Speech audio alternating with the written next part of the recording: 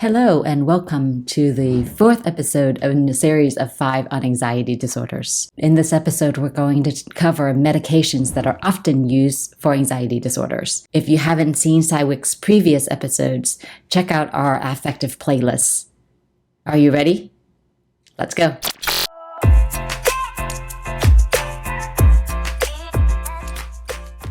Medications are often used to alleviate symptoms.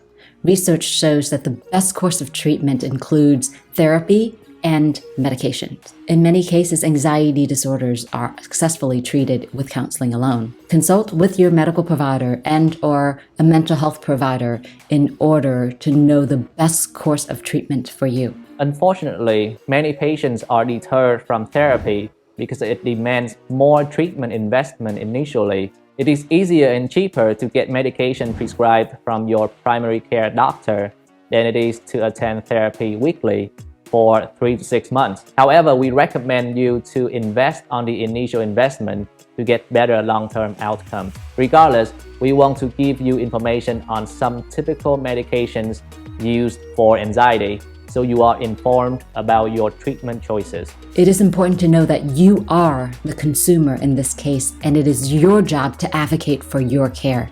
So ask your doctors about the options they have, about therapy, about medication, what is potentially possible here, and together come up with some treatment goals that fit your lifestyle. We are not medical doctors, and so we're not here to recommend medications for you. However, we want to give you the information that is commonly present in order for you to know how to advocate for your own care.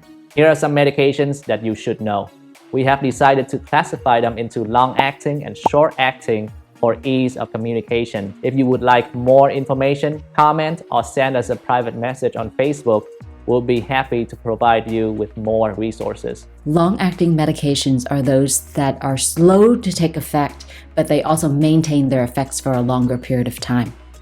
Long-acting agents for depression or anxiety disorders are often from the SSRIs and the SNRI family. Let me explain a little bit how these agents work. In order for our brain to function, there are nerve cells that must communicate with each other, and they communicate with each other by releasing what we call neurotransmitters. So serotonin and norepinephrine are 2 neurotransmitters in our brain among numerous. Low levels of serotonin and norepinephrine are associated with anxiety disorders and depression. What SSRIs do is they increase the level of serotonin neurotransmitters in our brain. Likewise, SNRIs have the same function, but they increase serotonin and norepinephrine availabilities in your brain. You may have heard of medications like Prozac, Zoloft, or Effexor.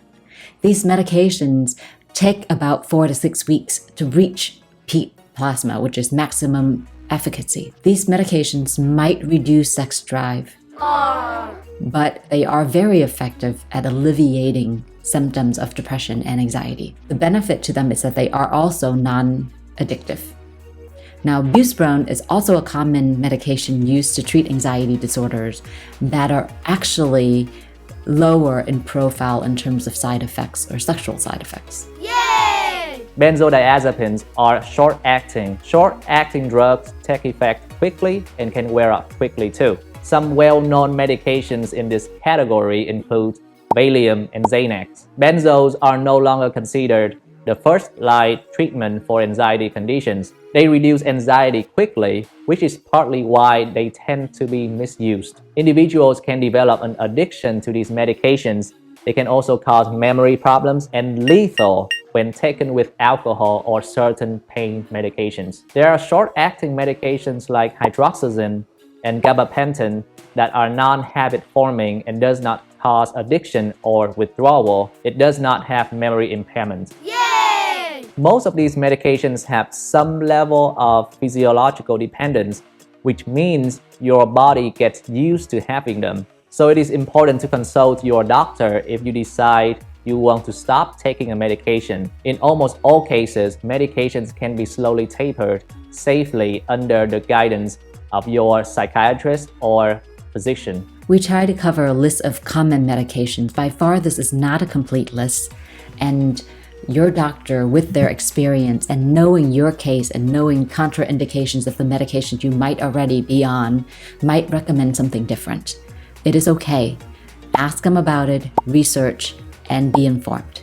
Some of these medications are also not FDA indicated or approved for treatment of anxiety disorders, but they are often used off-label by many providers, and it is entirely okay to do so. Some of these medications are also, as mentioned, used for treating depression, and in some cases, even treating addiction. Getting on psychiatric medications can be a significant event in your life. For some people, it may signal some sort of failure, some character defect, or weakness, or even unbelief. We are here to tell you that it's not. Just like when you break your leg, you need a cast. In some severe anxiety cases and other mental illnesses, you need medications along with counseling in order to achieve the best results. Further, as was mentioned in episode 2, and we'll say this again and again, we are material and immaterial in one holistic being. Proper health care must care for the physical, psychological, and spiritual. In Christian communities, sometimes there's this false division between pills and prayers. Some people think they have to choose one or the other, but we can choose both. Because we are holistic beings, what often happens is God using a combination of modern medicines, doctors, psychologists, pastors, prayers to help you get better. And friends, having access to the help you need is no less of a miracle. Not all miracles have to be unexplainable. And that wraps up our episode for the day. We hope you found the content beneficial. There is more to come. If you like what you heard today and you found it informative, give us a thumbs up, subscribe to our channel. We appreciate your support. Give us a comment if you have any questions. We'll be happy to address them for you. We hope to see you soon.